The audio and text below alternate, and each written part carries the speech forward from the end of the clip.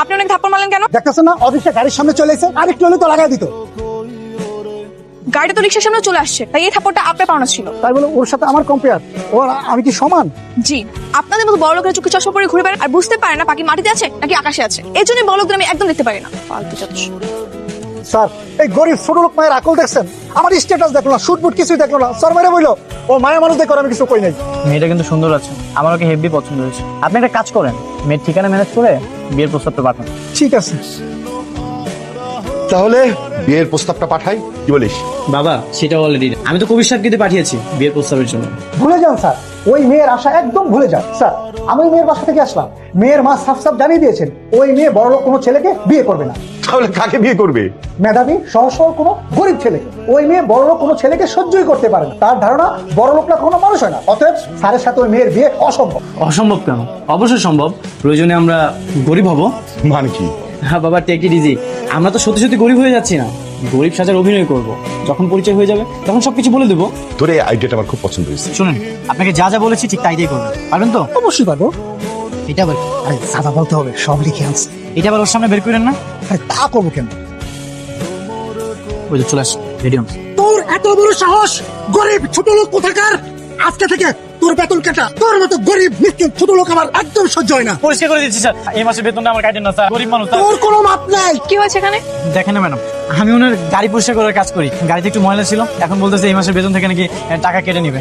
আপনি কালকে সেই লোকটা না যে রিক্সাওয়ালাকে থাপ্পড় মেরেছিলেন, আবার আজকে ওনার সঙ্গে এরকম আচরণ করতেছেন? আপনার কি লজ্জা হবে না? দেখেন আপনি এখানে নাক গলাবেন না, আমার লোক আমি বুঝবো। এই গরিব ছোট লোক মিসকিন কোথাকার, যা গাড়ি পরিষ্কার কর।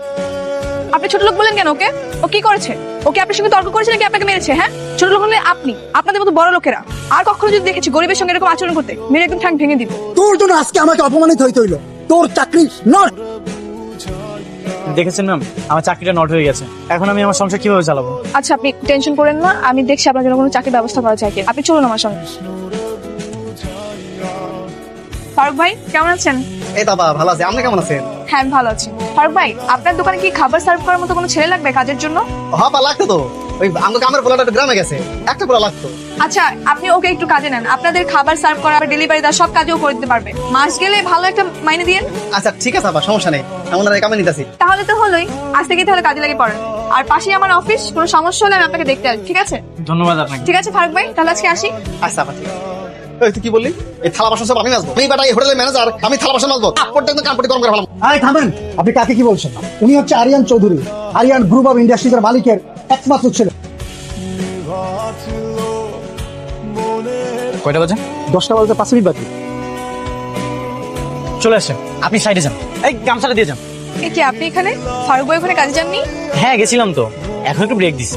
ও, তো কেমন লাগছে কাজ? কোনো সমস্যা হচ্ছে না তো? কোনো সমস্যা হচ্ছে না, সবকিছু ঠিকঠাক। ফারুক ভাই তো কালকে আপনার ব্যাপারে ফোন দিয়ে অনেক প্রশংসা করলো। আপনি নাকি নিজের খাবার না খেয়ে গরিবদের বিলিয়ে দেন, অনেক সৎ নিষ্ঠাবান, সবার সাথে খুব ভালো ব্যবহার করেন। ব্যাপারগুলো আমার কাছে ভালোই লেগেছে শুনে। ও বলে দিয়েছে? হ্যাঁ, আমি তো বলতে মানা করেছিলাম, আসলে ভালো কাজ গোপনে করাই ভালো। তা ঠিক বলেছেন। ও আচ্ছা, আপনার নামটা কি? নামটাই তো জানা হলো না। আমার নাম কবির। কবির, ভালো নাম। আচ্ছা আপনার বাবা কি করে? আমার বাবা সবজি বিক্রি করে। ও, আর মা? আমার মা বাসা বাড়িতে কাজ করে। কি বলেন, সত্যি? হ্যাঁ সত্যি। তাহলে তো আপনার একটা হেল্প লাগবে আমার।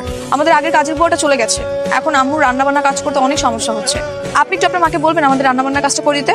টাকা পয়সা নিয়ে কোনো সমস্যা হবে না। কি হলো, চুপ করে আছেন কেন? করতে পারবে না? হ্যাঁ হ্যাঁ ঠিক আছে, হ্যাঁ আমি পাঠিয়ে দেবো, আমি বলে দেবো সবকিছু। Thank you. তাহলে কালকে পাঠিয়ে দিন না আমাদের বাসায়। বেশি টাইম থাকতে হবে না, সকালে যাবে, দুপুরের মধ্যে সব কাজ সেরে চলে যাবে। ঠিক আছে। Thank you so much. আচ্ছা আমার লেট হয়ে যাচ্ছে, আমি তাহলে যাই অফিসে। হ্যাঁ এখন কি করবো? আম্মুকে যে কাজের বউ বানিয়ে দিলাম, আম্মু ওয়াইফাই পাসওয়ার্ডটা দেওয়া যায়, আমি আবার ইউটিউব দেখে রান দেখতে। খালা, আপনি বুয়া হয়ে আপনার হাতে আইফোন। আসলে হয়েছে কি, আমার মা আগে যে বাসায় কাজ করতো ওনারা ছিল ফরেনার, ওনারা খুশি হয়ে আমার মাকে এই ফোনটা গিফট করেছিল। আচ্ছা মা, তাহলে তুমি ঠিকঠাক মতো কাজ করো, আমি তাহলে যাই। আচ্ছা দেখা হবে পরে।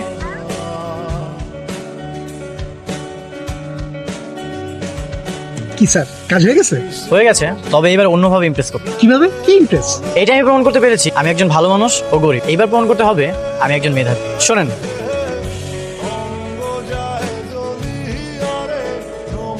এই যে ম্যাডাম, গরম গরম রুটি চলে আসছে। এটা এটা তুমি কি করছো? কি রুটি বানিয়েছো তুমি? বেশে আপনাদের চুলার আগুন অনেক বেশি গরম তো, তাই মনে হয় পুড়ে গেছে। বিয়ানশে, আমাকে তুমি বিয়ানশে বলছো কেন? ভুল হয়ে গেছে। আমি যে একটা বাসায় কাজ করি, ওখানে আরেকটা বউ আছে, তো তারে আমি ব্যান্ড ডাকছি, ডাকতে ডাকতে অভ্যাস হয়ে গেছে। বলো তো এটা কি? এক জিনিস আর কতবার কম sir, A B C D E F G সব পারি। আরে তোমাকে এতগুলো বলতে বলেছি, আমি যেটা বলতেছি সেটাই বলো। এরপরে কি হয়? আপনি এখন কি শোনো, আমার এলাকায় কেউ নিরক্ষর থাকবে না। বলো এ বি। আপনি কাজের ফাঁকে এদের জন্য পড়াশোনা আয়োজন করেছেন, ব্যাপারটা সত্যি খুব সুন্দর। ধন্যবাদ আপনাকে। আপনাকেও। আচ্ছা, আপনি কতটুকু পড়াশোনা করেছেন? আমি অনার্স কমপ্লিট করেছি। কি বলেন, সত্যি? হ্যাঁ। ছি ছি, এটা আগে আপনি আমাকে বলবেন না? আমি আপনাকে একটা হোটেলে চাকরি দিয়েছি। না না, কি যে বলেন ম্যাডাম। আর তাছাড়া গরিবদের সাথে আমি চলতে স্বাচ্ছন্দ্য বোধ করি। বড় লোকরা তো আমার চোখের বিষ, এসব বড় বড় জব করে ধনী হতে চাই। বাহ, আপনার সঙ্গে আমার অনেক মিল। তাই না? আপনি কিন্তু একদমই টেনশন করবেন না, আপনার জন্য অবশ্যই আমি একটা ভালো চাকরি খুঁজে দিই। আচ্ছা, তোমরা এটা কমপ্লিট করো, আমি ম্যাডামকে একটু আগে দিয়ে আসি। আচ্ছা, আপনার বাবা যেন কি করে বলেছিলেন? বাবা বাবা ওই যে সবজি বিক্রি করে। চলুন না আপনার বাবার সঙ্গে একটু পরিচয় হয়ে আসি। কি হলো, কোনো সমস্যা? না না, কোনো সমস্যা না। আজকে আমার বাবা একটু কারণ বাজার গিয়েছে, সবজি আড়ত, কালকে নিয়ে যাই। হ্যাঁ ঠিক আছে, চল। আজকে আমার খুশির দিন। আমি যখন কাজের বউ সাজবো বলছিলাম, তখন তো খুব মজা নিছিলাম। এখন তো তোমাকে সবজি বিক্রি করতে হবে। আচ্ছা বাবা, তুমি রেডি থাকো, আমি তোমাকে কাল নিয়ে যাবো। আমি অবশ্যই রেডি থাকবো, কোনো টেনশন করিস না। ঠিক আছে। এই যে স্যার চলে আসছে সবজি বিক্রি করতে। আমি চলে আসছি, কোনো টেনশন নাই। তুমি খালি আমাকে বলবা কোন সবজি কত টাকা দামে বিক্রি করবো। তার আগে তুমি আমাকে বলো, এইসব ড্রেস পরে আসছো কেন? আমি জানতাম তুমি যে একটা ঝামেলা পাকাবে, এই জন্য তোমার জন্য আমি ড্রেস নিয়ে আসছি। নাও, এগুলো পরে নাও। আচ্ছা শোনো, আমি তাহলে তোমার বৌমাকে নিয়ে আসি, তুমি ততক্ষণ সবজি বিক্রি করো। হাই হাই হাই, এদিকে আমার অফিসের কর্মচারী, মান সম্মান সব গ্যালারি। চাচা এই লাউ কত? লাউ হইতেছে গিয়া 10 টাকা। 100 টাকা লাউ 10 টাকা? কি কোন চাচা, পাগল টাগল হয়ে গেলেন নাকি? কিছু খাইতে আইছেন? ঠিক আছে, সবজি লাগবে না, আপনার সবজি আপনি খান। ম্যাডাম, এই যে আমার আব্বাজান। আসসালামু আলাইকুম চাচা। ওয়ালাইকুম আসসালাম। কেমন আছো মা? ভালো আছি চাচা। আপনি কি আমাকে আগে থেকে চেনেন নাকি? শুনুন না কেন, তুমি আমার বউরে তোমার বাড়িতে কাম দিছো, আমার এই পোলারের একটা চাকরি দিছো, তোমার না চিনা কি উপায় আছে? তাই তো। চাচা, আমার মা অসুস্থ, আমার কিছু সবজি দিবেন? আমার কাছে টাকা নাই। আরে আচ্ছা, নাও না না না, যেটা তোমার পছন্দ এই সবজি নিয়ে যাও, তোমার টাকা পয়সা দিতে হবে না। বাহ চাচা, আপনি তো অনেক ভালো মানুষ। এ আর এমন কি মা? সত্যি বলতে চাচা, আপনি যেমন ভালো, আপনার বউ ছেলে তারাও অনেক ভালো। আর আপনি কবিরকে নিয়ে একদম টেনশন করবেন, ওকে কালকে আমি একটা নতুন কোম্পানিতে চাকরি দিচ্ছি, কথা হয়েছে। আলহামদুলিল্লাহ, আল্লাহ তোমার মঙ্গল করুক, তুমি সুখের সংসার হোক, ঘর জুড়ে একটা ফুটফুটার সন্তান আসুক, সেই সন্তানের রয়ে আমি যে কি আনন্দ করুম। ম্যাডাম সরি, আপনি কিছু মনে করেন না, কি নাকি বলে ফেলছে বলে। ইটস ওকে চাচা, আমি তাহলে আজকে যাই, আমার লেট হয়ে যাচ্ছে। আচ্ছা ঠিক আছে মা। ওর বাবাও সহজ সরল। হ্যাঁ, তাহলে আর বলছি কি জানো, আমি তো পুরো লজ্জায় লাল হয়ে গিয়েছিলাম। আচ্ছা শোন, ওর মাও কিন্তু অনেক সহজ সরল, তাই না? কোনো কাজ পারে না, কিন্তু দেখ কথাবার্তা খুবই মিষ্টি, আবার ব্যবহারও খুব আন্তরিক। মারে এত কথা বলি রাগ করিস না, বলে না। শোন, ছেলেটা তো খুবই শিক্ষিত, আবার দেখতে অনেক সুন্দর, মা বাবার ব্যবহার তো খুবই ভালো। তুই তো এরকম একটা পাত্র অনেকদিন ধরে খুঁজছিলি, তাই না মা? কি বলছো? ঠিকই বলছি, তোর তো বিয়ের বয়স হয়েছে, তাই না? তুই তো আবার ধনী পাত্র দেখে বিয়েও করবি না, মেধাবী দরিদ্র ভালো পাত্র তোর চাই। সব দিক থেকে চিন্তা করে দেখলাম এই ছেলেটা তোর জন্য একদম পারফেক্ট। ঠিক আছে, তুমি তাহলে ওর মার কাছে প্রস্তাব রাখো, দেখো কি বলে। তাহলে কালকে ওর মার সাথে আমি কথা বলবো, ঠিক আছে? স্যার অনেকদিন তো হলো, এখন বিয়ের প্রস্তাবটা দিয়ে দেন। আমিও সেটাই ভাবছি। এ কি, আপনি এখানে কেন? ওর সঙ্গে কি করেন? ম্যাডাম, উনি ওনার ভুলটা বুঝতে পারছে, আমাকে আবার কাজে নিতে চায়। আই না, তুমি ওর সঙ্গে কোনো কাজে যাবে না। শোনেন, ও একজন অনার্স কমপ্লিট করা ছিল, ওর আপনার এসে ধোয়া মোছার কাজ করতে পারবে না। আই তুমি না করে দাও। না না, আর গাড়ি দেওয়ার কাজ করাবো না। আমার যে কোম্পানি আছে তার মডেল বানাতে চাচ্ছি, কিন্তু তো রাজি হচ্ছে না। কেন, কি হয়েছে? রাজি হচ্ছে না কেন? কেন রাজি হবো? ওনার মতো ধনী অহংকারী লোকের প্রস্তাবে আমি কখনোই রাজি হবো না। এই নিন আপনার সানগ্লাস ধরুন, এই নিন আপনার ঘড়ি, এই নিন আপনার ব্লেজারটাও রাখেন। আচ্ছা হয়েছে হয়েছে, শান্ত হও, তোমাকে ওনার কাজ করতে হবে না। আমি তোমার জন্য একটা নতুন চাকরির ব্যবস্থা করেছি, আসো আমার সঙ্গে। মনে রাখেন, আমাকে আর কখনোই রাখবেন না, আর আমি বড় লোক ঘৃণা করি। সত্যি কি আপনি আমার জন্য চাকরির ব্যবস্থা করেছেন? হ্যাঁ, তোমার কাজিনের সঙ্গে কথা হয়েছে, ও বলেছে খুব দ্রুতই তোমার চাকরি হয়ে যাবে। এই শোনো, এখন থেকে আর আপনি বা ম্যাডাম কিছুই বলবে না, অনলি আনি। ওকে আনিকা। তো বিয়ে কবে করছো তুমি? তুমি যেদিন বলবে। এটাও কি আমার ইচ্ছা করতে হবে? হুম। যদি বলে আমাকে বিয়ে করতে, তাহলে কি করবা? করবে না? কেন করবো?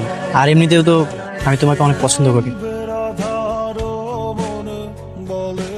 অবশেষে স্যারের বিয়েটা হয়ে যাচ্ছে। কিন্তু বিয়ের দিনেও কি আপনারা এই হালতেই থাকবেন? আগে ওদের বাসায় বিয়েটা হয়ে যাক, বিয়ের পরে ও যখন বধূ সেজে আসবে তখন আমরা ওকে সব সত্যিটা বলে দিই। কবি সাহেব, আপনি তাহলে একটা কাজ করেন, বিয়ের সব ব্যবস্থা করে ফেলেন। ঠিক আছে স্যার, এই বিষয়ে আপনার কোনো চিন্তা করতে হবে না, সব চিন্তা আমার।